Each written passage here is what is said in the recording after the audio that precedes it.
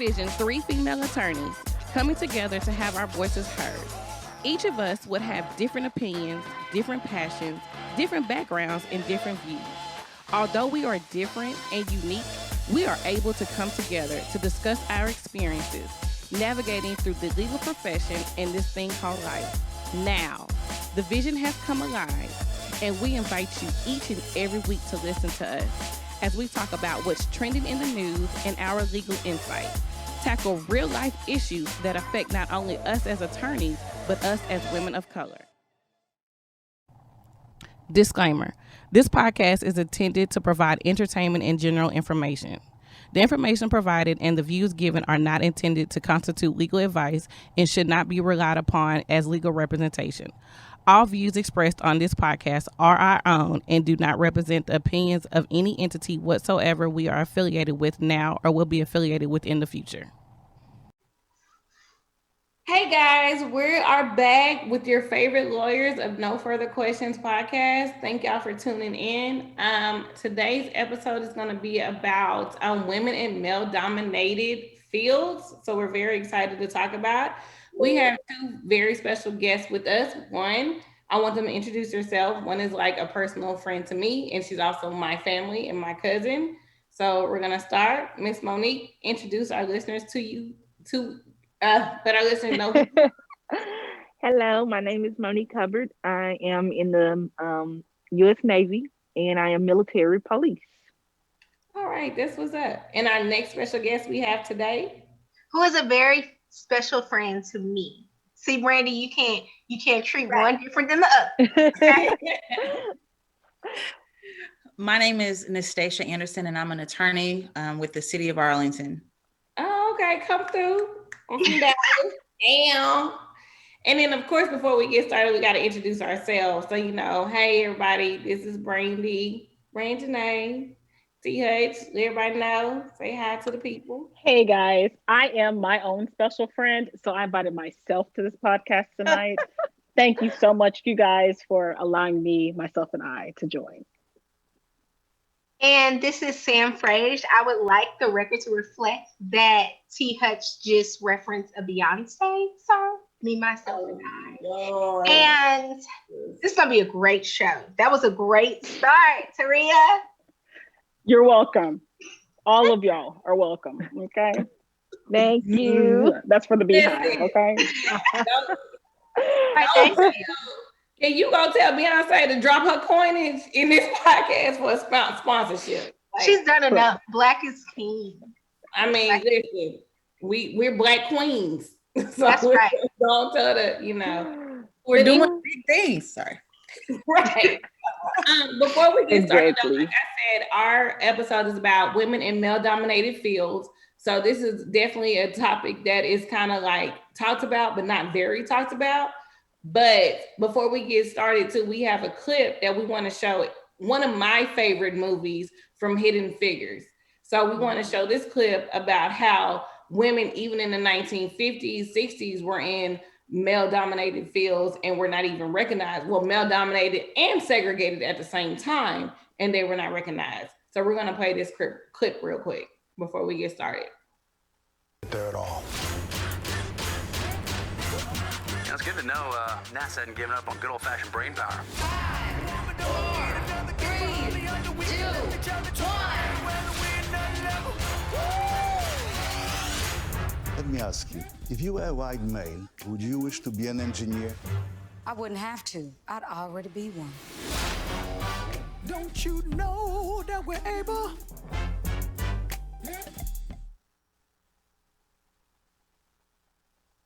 Okay. I think that was the entire clip.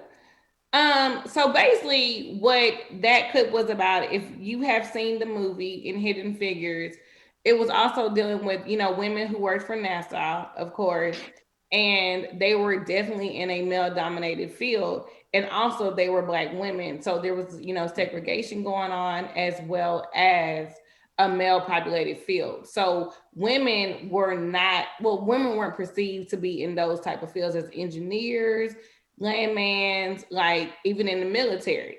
So we wanted to bring this discussion and talk about it. So let's get started. when it comes to, actually, before we get started too, we also have an article that defines, so what a male-dominated industry is occupations that comprise of 25% of fewer women. And we have an article that we want to scroll real quick to show that in certain industries, such as like engineers in the technology field and like NASA and the military and things like that, women comprise of 25%. As all of us know as well, even though we're not probably in the 25%, but in a male-dominated field as lawyers, we're still in a male-dominated field, even though there's more women there, but we still are the minority. So we just want to put that out there. So let's see if we can pull that article real quick, and then we're actually going to really dive into this conversation, and let's get started.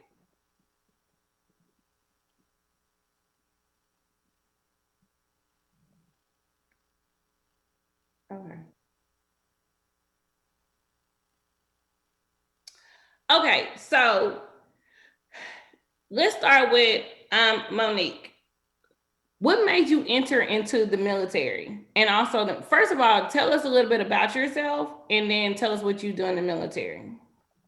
I'm a single mom of 2 boys, and I do apologize if it's hard to hear me. I just had surgery, so it's a little hard. I'm a single mom of 2 boys, and so I am in the U.S. Navy Reserve. So I'm on the reserve side, so I'm not active duty. I do have a civilian job as well, and it's total opposite. It's medical, kind of like medical billing, but it's for nursing patients in a nursing facility. So that's just, kind of a little bit about me. And as far as what made me join the military, it's actually 2 things. One was for my boys. I wanted my boys, I'm actually wanted to join since high school, and my parents were totally against it. They grew up in that era of, that's kind of like exactly what we're talking about, a male dominated field. They don't want their precious little princess to, go into battle. And at the time I just said, you know what? Okay, I'll go to college. Well, fast forward, I'm like, okay, I still have a burning desire to be in the military. I have a cousin, Brandon. I have a mutual cousin who retired a couple of years ago from the Navy as well. And I saw all the great things that he was doing. So I said, you know what? I'm going to give it a try. And then I got to thinking about it. I'm raising these 2 young boys, young princes that are going to grow up to be kings. And it's just me by myself. So, as you know, statistically, every young woman marries a man that has the characteristics of their father or whatever male figure raised them. Well, it's the same thing for little boys. They're going to grow up to marry women that have the same characteristics or some of the same things that their mom has. And if I wanted my boys to grow up to marry strong women, I had to set that mold. I had to set the role model of what a strong woman looks like. And by no means it wasn't easy. It was not easy leaving my boys to go to boot camp and to give total care of them to my parents, but it was something I had to do. I wanted to make sure that I set the stage for them. That's awesome. And yeah, I didn't know Popcorn had retired from the military. So yeah, he retired. Yep. I didn't know Me either. I didn't know that either. Me either. I'm coming with all kinds of facts. I know. And that's his nickname. So shout out to my cousin Popcorn. He was in the military. Yeah. Popcorn. I'm interested to ask why he's named Popcorn, but it's a different show. It's a whole different show. We go down the rabbit trail for me. I'm sorry. That might be before our time why he was nicknamed Popcorn. Yeah. We'll bring him on the show. We'll get down to it. Gotta bring Popcorn on the show. Gotta bring him on the show. Nastasha, tell us why what made you enter into, because you're an attorney, of course. So right. What made you decide to enter into the field? And of course, like we said before, being an attorney, it's white male dominated. So right. Yeah. Right. I kind of had detours before. I knew I wanted to be a lawyer at a very young age because of something that happened when I was trying to get into a magnet program here in Houston, and they used to have quotas and, being told, oh, you did this really great job, but we've already accepted, the number of Black kids that we're going to accept. And so When you're kind of 7 years old and you hear that, and then people tell you that, hey, maybe you should see a lawyer, you kind of think in your head that lawyers can help people. And so that's initially why I decided to go to law schools, because I wanted to help people. I don't even think I fully realized, I think I was more so concerned about, or you heard about the difficulties being Black entering into the law field more so than being a woman initially. And it wasn't until I got into the field that I kind of started to see that. So, that kind of didn't enter my mind as far as it being a male dominated industry. But that's what led me to law. So let me ask my co-host, what made y'all decide to enter into a white male dominated industry? And I'll start with Taria. What made you decide to enter into this industry? I had a teacher who was a white man, by the way. I took business law. So my background was pre-med, and I was going to go to medical school. And my counselor said, well, diversify yourself, go take a business law class. And so the teacher was assistant district attorney for Baton Rouge. Go LSU, go Tigers. And he kind of just watched me, I guess, over the semester and pulled me aside one day and said, hey, have you considered going to law school? And I said, no, I'm good. I'm going to medical school. And so he kept kind of pushing and kind of put people in my path. And next thing I know, I was studying for the LSAT, and the rest is kind of history. And I knew what I was getting myself into because I wanted to do transactional work, particularly in oil and gas. So I knew I was going to be one of the few. I was okay with it. It can't become a majority if someone doesn't step out and make a sacrifice. So I was willing to make that sacrifice. So yeah, I mean, I'm most of the time the only one in the courthouse. I'm the only one on the website. I'm okay with that because I hope that someone will see the only one and say, you know what, I want to follow after her path. So come on. All right, awesome. Sam, I think for me, it was similar to kind of Nastasha's frame of mind in that I wanted to help people and I wanted to be impactful in a way. And if you know me, you know that you're not going to tell me what I can't do. And I'm always going to find a way to get what I want out of it, right? And so throughout life, I always used to read the student handbook, challenge the principal, challenge when I went to college. I went to a predominantly white institution, Baylor University, Sickle Bears. But I always wanted to stand out. I always wanted to be a voice. And so I recognize that the real way to promote change is through law. If you look at how society operates, the reason why people don't just go around killing people is because that's against law. People don't want to go to jail, and so any monumental change that has happened throughout society has happened with the change of law. And so I wanted to be a part of that change. I wanted to effectuate change. So I decided to go to law school. And then once I came out of law school, I didn't see a lot of people who looked like me who were handling high asset divorces and handling, some higher asset and complex divorce cases in child custody. And I was able to navigate through that and find my boss, who is one of the only Black female attorneys that is operating at the top level, is AAML and board certified in the state of Texas as well as the United States. And so that's kind of how I fell into it. I was able to find a mentor that looked like me that was able to help me along the way. That's awesome. That's what's up. So like I said, we all had our challenges in order to get into definitely this male dominated industry, whether it's military law, like I said, the technical field, engineer. I'm sorry. Did you give yours? Right. I was my story's not the same. Yeah, so we're a full podcast and we have 3 hosts, and just like we just poured ourselves out to the audience, so will Brandy today. So Brandy, why did you choose to be an attorney? So my story is not like our story. I didn't want to be a lawyer starting out. So that's my story. I didn't want to be but you're here. So that was not my first thing. I didn't want to be a lawyer. I was always into marketing and advertising. I wanted to do that like across the board. Even the high school that I went to Log Magnet in Dallas, Texas. I went there because the reason why I went is because I didn't want to go to the home school that I was like zoned to, which was Bryan Adams, because all my friends that I was close to were getting into Log Magnet. And I was like, if I couldn't get into Log Magnet, then I was gonna go to Skyline because I wasn't going to Bryan Adams. But I got into Log Magnet and then I realized, oh my gosh, I actually like this. Because my high school experience was my classroom was downtown Dallas and the courtrooms. So I found that law was great for me. I loved researching. I loved to write. And so that's how I fell into like the law. Went to Stephen F. Austin, Axiom Jacks. And from there, I just kept going.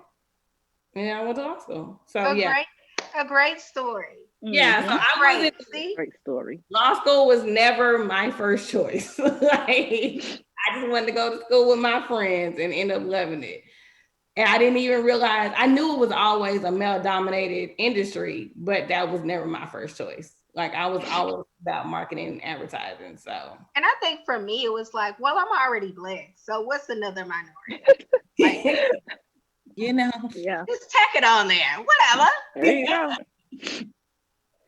But my question is, and this is like this conversation, and like Taria said, we are all like us three. We really don't always pour our stories or anything out on this podcast. I think this is a great episode to do that too, because again, besides Monic and Nastasha, y'all are definitely in a male dominated industry. We are too. So I think this is an opportunity to let our viewers know and listeners know, what we have to go through, or to be in a male dominated, and our listeners are in male dominated industries as well. And like if we do a statistics, a lot of our followers are in male dominated, a lot of our women listeners are in male dominated industries. So I think this is a great way to get that out there, to understand that you're not alone and we all face some of the same different struggles. So what I want to know, definitely, and we're gonna start with Monic, being in the military, definitely. We all know what's going on with the Vanessa Gillian situation, the sexual harassment, and we're going to touch on sexual harassment. For you as a female in the military police, what challenges have you faced? I think the biggest one is kind of touching back on what all of y'all have said. I'm gonna be honest with you. When I joined the military, I didn't even know what job I wanted. And I took the ASVAB and they were like, oh, military police. I'm like, oh, okay, whatever. And I didn't realize how male dominated, how white male dominated of a job that it is. And those are some of the struggles and challenges that I've had being a Black woman and, having the short haircut, which I've had this since before I even joined the military, way before I joined the military. But this was me. And so, of course, I got hit with, they gave me the stereotype. Oh, she's just a Black woman. Oh, she's probably lazy. So that's how they saw me. So I didn't have a voice. And whenever I would speak on something or have an opinion about something, they didn't see it as some of my other female, white female counterparts. When they would speak, it's, they heard them as, oh, let's do this and let's do that. But when I spoke, it was, well, we need to do this. And I don't know why we doing that. And I'm like, no, that's not even how I talk at all, period and point blank. So I think the biggest challenge for me was I didn't have a voice. And because I am such an alpha female and I have such a strong will, or if I'm passionate about something, I'm not saying you have to agree with me, but at least hear what I'm saying, hear my points, hear what I'm saying. I mean, you know what I'm saying? Just hear what I have to say. They don't do that. And I've fought that battle for so long.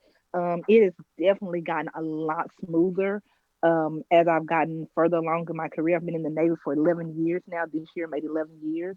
So over the 11 years, definitely gotten a lot easier. And I truly had to learn to be myself.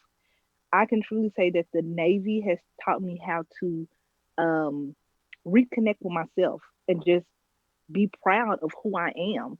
Because when you do go to a school that is, I mean, Brandy and I went to the same school, and you get all walks of life. It's not predominantly African American or predominantly white. It was mixed. So I didn't grow up with just, predominantly white or predominantly black. So you see everything and you treat everyone the same way. I was never taught to see things as black and white. I was taught to see things as, what I'm saying, this is right and wrong is wrong. And like I said, that I think that was just my biggest struggle. So I didn't have a voice. They didn't hear me, and the voice that I did have, it was ghetto, or it was hood, or it's me as coming off as being angry, and that's never been the case for me. That's great. Good story. Yeah. What I'm trying to say is like that is so unfortunate that we have to go through that. Mhm. Did you so my question is also too, being a woman in leadership, like when you had to face those leadership issues, did you have like any men that tell you like you weren't even good enough, or did you, when you tried to rise to leadership position, or Um, they never told me that directly, but you could tell because they would, kind of scoot me to the side, or, well, we went with someone else, or, we'll come back and revisit this. For me, thank God, I had another black male that was raised by his mom. So he was very passionate about his women, mainly black women, but women that were in our unit. He wanted to make sure that we had a voice, and he wanted to make sure that we stood out and that we had leadership roles to show that, guess what, we can get the job done just as good as y'all can. And that's what he did. And he told us, he said, when I get this leadership position, I'm going to make sure that I put you all in positions that you all are in leadership positions, and that other leadership sees what you all are doing. This is whatever program I give you, this is yours. You run it, you take the helm. I'm out of it. I'm only here for support. And that's what I had. He was able to be there to guide me and to show me.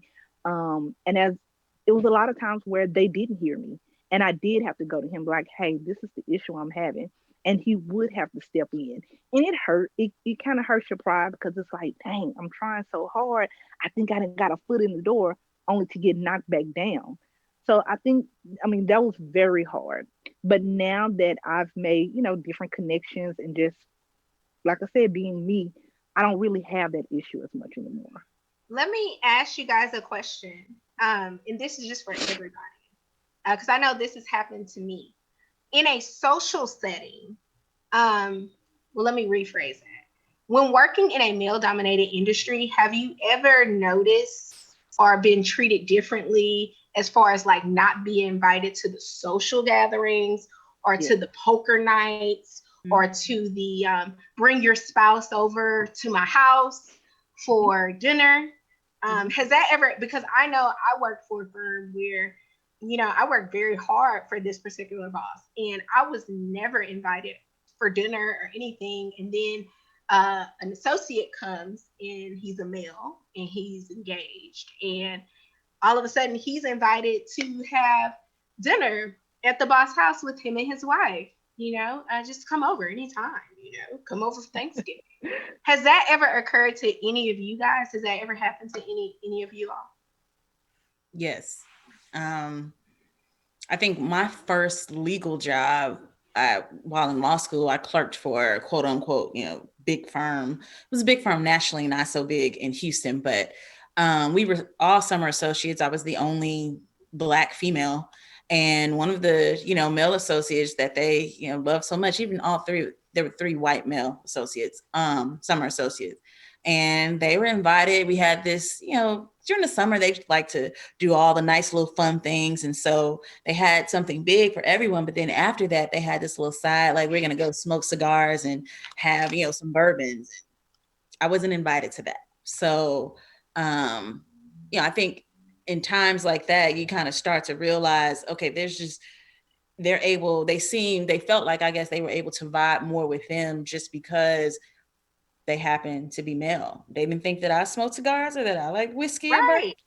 I mean, you like whiskey and bourbon, but that's neither here nor there. right. I'm from a line of strong drinkers in my family, so we don't always do the light, but right. But I mean, it doesn't hurt to have an invite. Exactly. Yeah. And Monique, I have a question for you. Okay. Yes. So I remember in law school, one of my colleagues made a comment. She was a mom, right? And she was frantic because she was trying to study and still get home to make dinner, do laundry, and give the kids a kiss goodnight, right? Mm-hmm. And I don't have children, so I couldn't relate, right? Thank God at the time, because I couldn't imagine being a mom in law school. Couldn't imagine.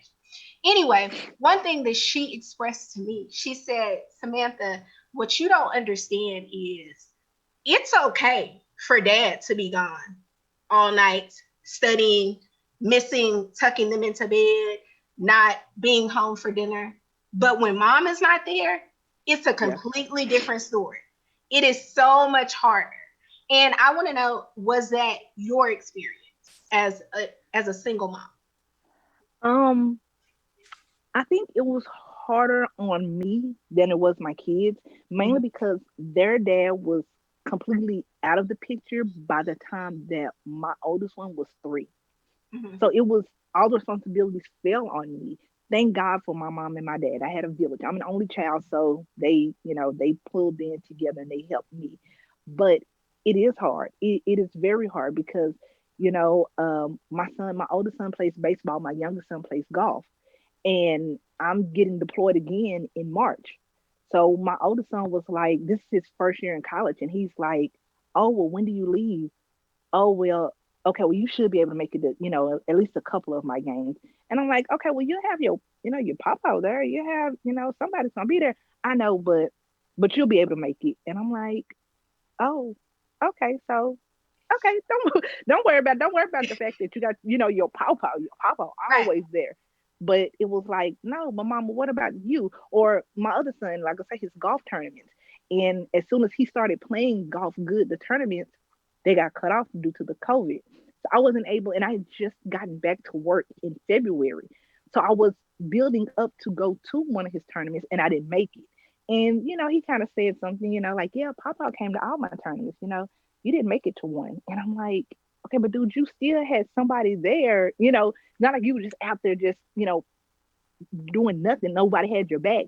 But because it has just been me and I've always been there. I've always made it a point to always be there. If no one knows anything about me, if they just know my name, they know that my kids are they're my world. They are my world because it's always just been us 3. So I do get what she's saying that, like I say, dad wasn't there. Even my dad, because my dad is like their dad. That's Papa. He's been there. He's always been there. But if I don't do it or if I don't make it, it's like, okay, well, mama. And I'm like, okay, but you got Papa, you got Mima, you got, and it didn't matter. Yeah. Let me ask you all a question. In a work environment, have you ever had to choose between letting it go because you don't want to be that one female who's making a ruckus about maybe something that was said, even in a joking manner, or just addressing it head on, like, this is not appropriate in the workplace and I'm going to tell you how you feel? Have you ever been put into kind of that juxtaposition? Yes? No? Yes. Kind of? I have. All the time. No. Maybe not now. I actually work for a really good work environment now, but absolutely. And real quick, I want to piggyback off on your last question, and that's just because One of the things that I do through my current role is, I give sexual harassment training to some of the other city employees. And one of the scenarios we use as an example is, if there's a woman who wants to transfer to a particular position, but there's a lot of late nights and they know that there's going to be a lot of late nights. And so the question for the person came up was, do I hire this woman knowing that she has 2 kids and there's going to be a lot of late nights? And so one of the things that I say to the people, me and another colleague, that we say to the people that we're training is, do these questions come up when you have a father who has 2 young kids? And this person, we didn't say whether they were single or married. We just said this was a mother of 2 kids. And so these questions don't always come up when you're dealing with a father who has 2 kids, because I think in society, we're still dealing a lot with, the brunt of child rearing falls onto the woman. And so that's just something that we kind of throw out there to the audience is, these are things that you have to think about, when we're talking about, like, because even though it's called sexual harassment training, we talk about all discrimination. And so, we're just talking about these questions that kind of come up when you're dealing with a woman in the workplace, because do you ask yourself if a man will be able to work late at nights and handle late at nights if he has 2 kids? Because he's also a father, Right. But it's different though, because he's like visiting his mistress anyway. So he can just like, so we're not talking about this family law case, Samantha. Doesn't always happen. I'm just kidding. But I want to piggyback off that, because when you are interviewing for a job, right? Can they ask you if you have children and how many children you have? And, because I've been told that there are certain ways you can ask certain questions to find out certain things. Like, for example, I may or may not put a picture of my homegirl's kids so that we can start a kid conversation so that I know whether you have a child or not. So is that appropriate when you're interviewing, or if you're getting interviewed, for those type of questions to come up just in happenstance? I know for me. Oh, go ahead. Go ahead. I know for me, as far as like civilian jobs that I've had, they won't come out and just straight out asking, like, well, do you have kids? They'll kind of bring their kids up, or they'll say something about, kid related, and then it'll kind of lure me, because like I say, my kids are my world. So I will be like, oh yeah, well, my boys are like, oh, how many do you have? Oh, well, I have 2, and then it kind of goes into a whole other thing. And so I've never gotten personally asked, but like I say, my kids are my world. So that's just me naturally. I always talk about my boys, because those are my boys. I'm proud of them. So, but I've never been asked as far as my civilian job.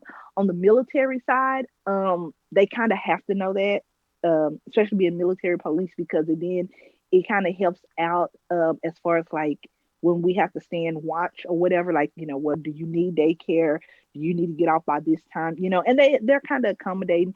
So I think for them, when I think they were expecting me to play into that whole, well, I'm a single parent and I have to go. I can't stay late. I can't do this because I'm a single parent. I never did. Whenever they were like, oh, well, Hubbard, do you want days and nights? I'm like, oh, I'll take nights. Oh, but what about your kids? Oh, they good. Don't worry about what I got going on, because mine is going to be taken care of. Before I joined, I sat down with my parents and I talked to them, and I laid it out. Look, this is what I'm doing. This is what's going to come up. Are y'all okay with that? Will y'all support me? They always gave me the green light. Go, you got it. We got the kids. Go for it. This is your dream. You go for it. So I think, like you say, I think they were always, for the military, they were always ready for me to pull that, especially as a Black woman. Oh, she, I think even someone made comment about like food stamps, or, and they tried, and I'm like, that's, they didn't say it directly to me, but the whole, well, are you on this? Or are you on? And I'm like, no, me and my kids just went on a vacation here, or we just did this. And it's like, right. oh, okay. Well, and it takes them by surprise. And it's like, no, don't worry about what me and my kids got going on. We good over here. Or when they found out that my oldest son plays baseball, travel select baseball, and my youngest son plays golf. And every year the military gives out golf tickets to the like one of the big golf tournaments. And I was like, oh yeah, I'm gonna go. You're going? Yeah, I'm going. My son wants to go. He plays golf. He knows all the golf players. Really? Yeah, I know. That's interesting, isn't So it's just weird. And I just like I say, that's one of those times where I don't even try to fight it. I don't even try to, like go tit for tat. I'm just like, well, you know what? Think whatever you want to think. I know who I am. I know what I got going on. We good over here. What about you, Nastasha? Is that even an appropriate interview question to ask? To like delve into? I would caution against doing that. I was like, the corporate attorney in me is always like, yeah, but at the same time, I do think in a natural flow of conversation that may come up just because in an interview, when you're talking and discussing things with people, but should someone outright ask you about that, I would just, because then if they don't select you, there's always that chance that are they not selecting me because I have children, and I'm always just a little cautious about that. So I don't necessarily think that that's appropriate. But having said that, I've been in interviews before, really only one that I can think of, and Samantha knows this person, where they delved into politics and all of the no's that you were told you do not discuss in an interview. The person did all of that. All of the things you don't do. If you believe that happens to you, right? Like you believe that maybe I didn't get the job because it's a good old boy system and I'm not a good old boy, what do you do? Well, I mean, anytime that we're talking about like discrimination, a threshold level that I tell everybody with jobs is, there's always a protected class. And if you're not a part of that protected class, Title VII has that, then, if you think that it was because of these little enumerated reasons that they list out, and if you don't think that, then, you probably really don't have a case because, in Texas, no, they don't have to hire you. They don't have to employ you. It's employment at will. And so you can be fired for any reason. Just like, they may want to hire you. Well, we just like this person because she likes golf. And, Monique talked about golf and we were like somebody who likes golf too. And we just connected to her. At the same time, having said that, like if you feel like, okay, I am discriminated against because I'm a woman, or I'm discriminated against, or I didn't get this job because I'm Black, or, because I mentioned that I was Muslim. I think that there was a really big case, and I cannot remember the retail store, but, the woman, she was Muslim. And so of course, she had a head covering and they didn't hire her, and she was able to sue. I don't know the outcome, but she did sue because she didn't get that job, because that kind of came up in the interview. And so if you think that you were discriminated against or not hired because of one of those reasons, then you can go to the EEOC, which is the Equal Employment Opportunity Commission, federal agency, and you can file a charge of discrimination. That's what they call it. And you can start that process there. And without going into too much detail about what happens there, because I don't want to get too deep into it unless asked, but that's where you would start. So let's talk about, let's say you get the job, right? It's the good old boy system and you're the only lady in the place, right? And your coworker comes on to you, right? In the workplace. You are then sexually harassed, right? Y'all see my head? What do you do? Like, where do you go? What is sexual harassment really in the workplace? Like, if I say, hey, Brandy, you looking good in that dress, girl. You work that. And it just so happens to be Todd that says it. Is that sexual harassment? Well, or what if Brenda says, Todd, you got a lot of junk in the front. Is that appropriate? I think let me not say I think we all know, but because, You never know. Well, no. I say that because, again, even anytime I've done this sexual harassment training and we have scenarios, people are just like, oh, I mean, the stories. I think my colleague tells one of the first cases that she had was they dropped this photo on her. They were like, okay. And it was because we had an employee at the city and he sent a picture of his private part to his girlfriend's husband. Did you hear that? Girlfriend's husband. Girlfriend's husband. Oh, Is that sexual harassment? Well, unsolicited. Yeah. Okay. And so that goes back to your question about, someone commenting on your junk or somebody is commenting. I mean, this is unsolicited. And I don't even want to use the word sexual advances because sometimes it cannot be sexual. It could be someone who is, maybe you guys hit it off and you're friends. And so he's getting you a coffee, every morning. And then suddenly he asks you out on a date, on a lunch. I mean, at that point right there, I wouldn't say that that's sexual harassment, but if he keeps pestering about it, I mean, that can turn into something that's sexual harassment. And so, I think it's always about putting yourself into position of the person. And is this unwanted? Have they expressed that it's unwanted communication or comment or contact? And if they have, and you're continuing to do it, then you're falling and you're crossing that threshold where it could be considered sexual harassment. Now, the other question that you asked me was, what does someone do? And I'm going to give the lawyer answer, which is it depends. And the reason why it depends is because everyone works in different places. And so your company typically will have a process that they have expressed. A lot of times when you start a job and they do that whole training, they'll go through what those policies are. And I know we do that at the city, and they have to sign off to say that we have received these policies so that when things come up, like a person sending a picture of their junk to their girlfriend's husband, you know that this is a violation of policy already.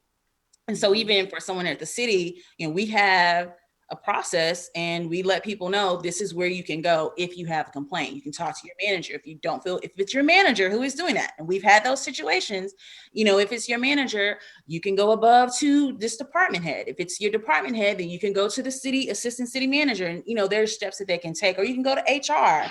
A lot of times companies will have human resources. And so they're just different avenues that you can go to at least express, your complaint there. And if you feel like, you exhausted all those attempts, that's when I would go outside, and I'd make sure that I try though. And I always advise people, even on the plaintiff side, is you at least want to try to, explore those avenues inside first. And then if that doesn't work, then you can go outside, and that's where you can go file an EEOC charge and then, get a lawyer and go through that whole process. So. And I was going to speak on those that don't have the HR background. So I'll tell you a bit more about myself. I handled sexual assault cases from the plaintiff side and sexual harassment cases from plaintiff side as an employment attorney for a while. And we would get the cases where the people did not have HR in their system. So there were small companies. They weren't sure if they actually had a legit case, right? My boss might have touched my butt, or, if someone graces my elbow and it feels sexual, do I have room to move? One of our most difficult cases was a Mexican restaurant in Texas, and the hostesses were being sexually harassed and very much sexually harassed by one cook. And they kept reporting it to the owners, and the owners weren't doing anything. And so it was enough of them who had essentially left the restaurant, and they didn't have HR, but what they did have is they had their cell phones. And so they would text these complaints in the cell phones. They would have their moms email them. And so, no, they didn't have a formal system. They didn't have, a manager, sub-manager, and the owner and all that stuff. But what they did have was they could document. And so even for the people who are at companies who don't have a big time HR, you can still start documenting and making those right steps, because even if it is just a brush on the shoulder or a joke that everybody else laughed at, but you didn't, if you're affected by it, then it's a problem and it needs to be addressed. And so just for those people from the plaintiff side of things, I say start documenting now. And there's excellent attorneys out there that can help you, and that most plaintiff attorneys don't charge you to discuss, is this even a case, right? So they'll at least have the consultation with you to discuss, is this something? And if it is, a lot of them will tell you kind of the next steps to take to move that process forward. Okay, well, guys, we're coming to the close of our show. And at the end of every show, we do what we call I Rest My Case. And this is something that you no longer want to see occur. It doesn't have to be related to the subject topic, but you can say, you know, I'm tired of people saying that Chris Brown is going to beat Usher in the verses. Rest that, you know, like that's not even competition. Nah. It's not. But so you can say anything. We'll start with Miss Brandy. What are you resting your case on today? My rest my case is always the same. It's gonna be like this until November 3rd, 2020. You need to vote. Vote, vote, vote. And I'm actually gonna put it out there. These are my own thoughts, but I'm gonna tell you, don't vote for Trump. You need to vote for anybody but Trump. I'm saying that because it's time for a change. So vote. That's Brandy's opinion, everyone. Right. That is my opinion. Come for me. There's a few times I'm gonna let you come for me. You can slide in my DMs. We can have a conversation. Vote, vote, vote. Early voting starts October, I think 15th through October 20 something. We're gonna have episode on elections. Don't worry, I'll confirm the dates. But you need to vote, vote, vote. That's my rest my case. Monique, what is your rest my case? I think I'm gonna piggyback kind of off of Brandy. I'm not saying I'm not gonna tell you who to vote for or who not to vote for, but please, as minority, we need to get out there and vote. Don't vote on, well, you know, I'm gonna vote for this person because they have this person backing them, or I'm gonna vote for this person because of who their running mate is. Vote for who you believe stands on the person who stands on the most beliefs of what you believe. And if you feel like none of them are, guess what? Do a write-in. But vote. We just need you. Our ancestors fought too hard for us to be where we are, and we're not taking advantage of something that's free. It's free. It is free. If anything else is out there that's free, what are we doing? We're the first person in line. If they say that they're giving out some free Beyonce front row seats, guess what? I am there, honey. I am there. People are going to camp out like a month in advance so they can be up front. Yes. Guess what? We need to be showing up at the polls like that too. Let your voice be heard. Not just in the big, you know, presidential ones, but even the state ones, the county, the city ones. We need to get out there and vote. We need to, because if we vote, guess what? The next generation, they'll see us doing it. So they'll think that, well, I mean, this is what I was raised to do, just as for us. We saw our parents always go to church. So what do we know? Okay, well, I got to go to church. You know, I might not feel like it, but guess what? That's how I was raised. If you're raised like that, it's going to become like second nature. So just get out there and vote, people. Stacia, what is your rest my case? It's so much. But I'm going to be with everybody else and piggyback on the two prior people. Is I do think it's important to vote without putting myself in a bind, because I do work for a public entity. I won't tell you who to vote for again, but I will say that you do need to vote. You don't only need to pay attention to your national elections. I think local elections are just as important. I can't tell you, working for a city, understanding kind of how that works, how funds get distributed, what people pay for, all of that is very, very important. And so I would just tell people to pay attention to not only your national elections, but your local elections when we're talking about police brutality, and you're talking about the individuals who kind of make decisions on budgets, on who you pick as a police chief, because in the Dallas area, the three largest cities, Arlington, Fort Worth, and Dallas, currently are going to be in the look for police chiefs. I think all of that is important because the people who are making the decisions are the individuals that you are voting for. And so I would just tell you to pay attention to that. If you're concerned about police brutality and Black Lives Matter and all of that good stuff, hint, hint, qualified immunity, another thing that, you have to talk about, but All of that stuff I think is very important. And so you want to make sure that you vote in this election so that your voice is heard. Not so much that you're doing what everyone else wants you to do, but that your things that you care about and that your voice is heard, because no matter what, it is your vote and you are the person who can control what you do. You can not complain about things when you don't participate in the process. Taria, what is your rest my case? I'll start by saying yes, of course. Vote. Have an educated vote. Okay, I put it out there. However, that's not my rest my case. Today we spoke as women who daily walk through male-dominated fields, and we really spent a lot of time focusing on the challenges that come with working in these fields. What we didn't talk about, though, is overcoming those challenges. And it is my understanding that all 5 of us are still working and collecting a check from these male dominated fields. So somehow, some way, we are overcoming those challenges every day. And I want for young women or older women who are thinking about making career change, do not get deterred because you don't see people in a field that you feel that God has laid on your heart to do, that you're passionate about, that don't look like you or are different gender than you. Still go through that door and break those barriers. There are so many people who died and fought for us to be in these positions in these male-dominated fields.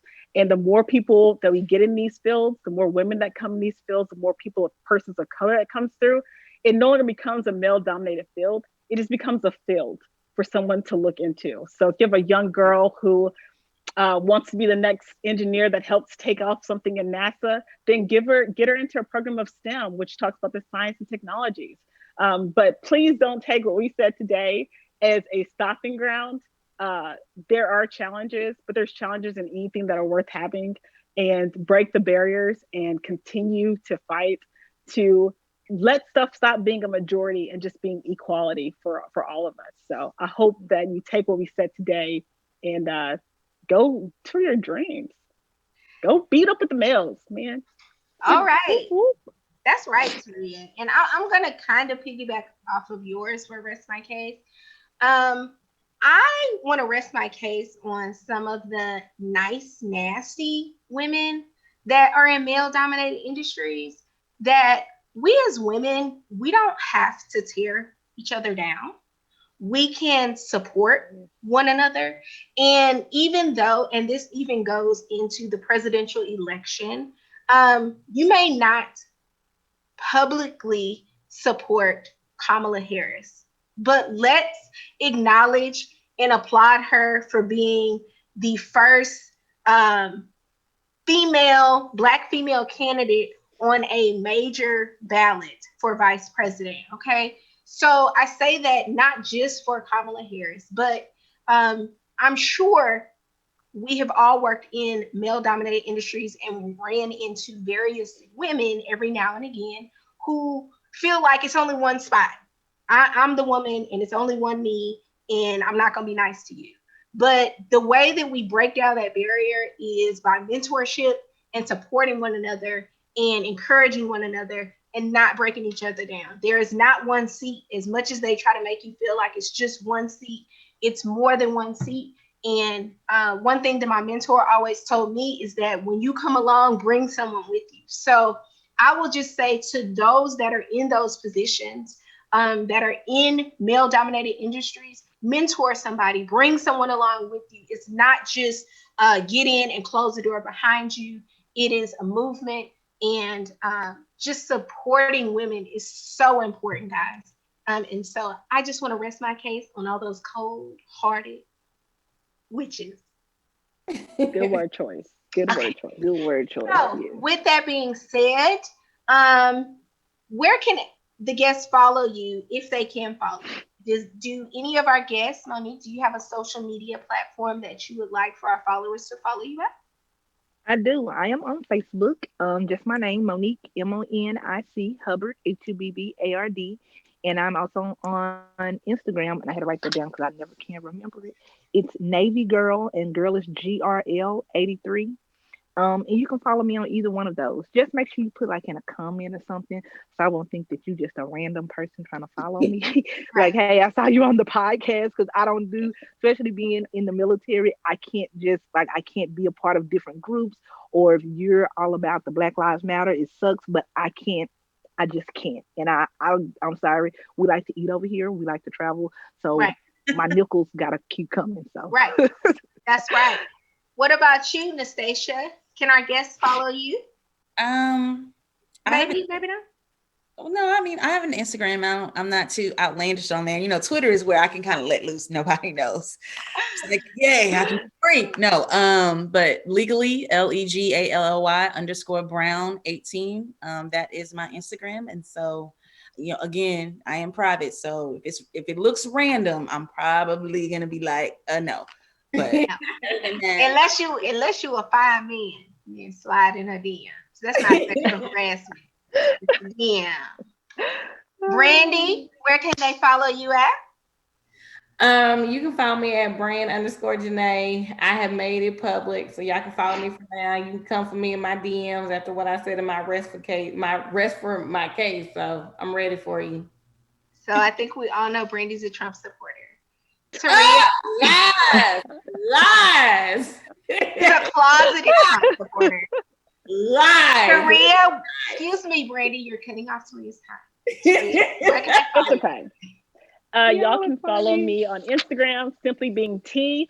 And starting in November, follow me and DM me and tell me, hey, I voted. And I actually knew who I was voting for. Oh, that's Be educated this year, people. Let's do it. That's a good challenge we need to start. That's a no further questions challenge. Yes. The challenge is, go out and vote. Okay. And you can follow No Further Questions at No Further Q on Instagram. That's right, Brandy? Yep, that's right. And NFQ Pod on Twitter and No Further Questions Podcast on Facebook. So follow us. Oh, and subscribe, like and subscribe. We give away like really good gifts and things every now and again. But if you don't listen to us, you don't get any gifts. And I love something free, child. Let me tell you. There you go. So follow us, like us. Thank you, guests, for being a part of our podcast. And we are signing off. Hopefully everyone is registered to vote. I don't know when the last day to register is, but just register and stop letting people lie to y'all talking about y'all vote don't count. Because if it didn't count, they wouldn't be going through all these mail-in ballots and all this stuff, try to keep people from voting. So I also want to feedback on that too. So if you don't have to be in Fort Bend County, but my church, the Fort Bend Church in Sugar Land on 1900 Elder Street, every Tuesday they are registering people to vote. So if you need to register to vote, you can go to the Fort Bend Church, 1900 Eldridge in Sugar Land, Texas. Every Tuesday, they are registering people to vote. Oh, and just because I've heard this, if you are a felon or something, please check first, because that doesn't necessarily automatically disqualify you. So you may want to check before you just say, oh, well, I'm in the jail, so I can't vote. No. Just go ahead and run and check and make sure. Okay. That's it. Thank you guys for being a guest on our show. This was a great conversation. And like Sam said, we are out. Until next time. Bye, guys. Thank you all for having us. Thank you.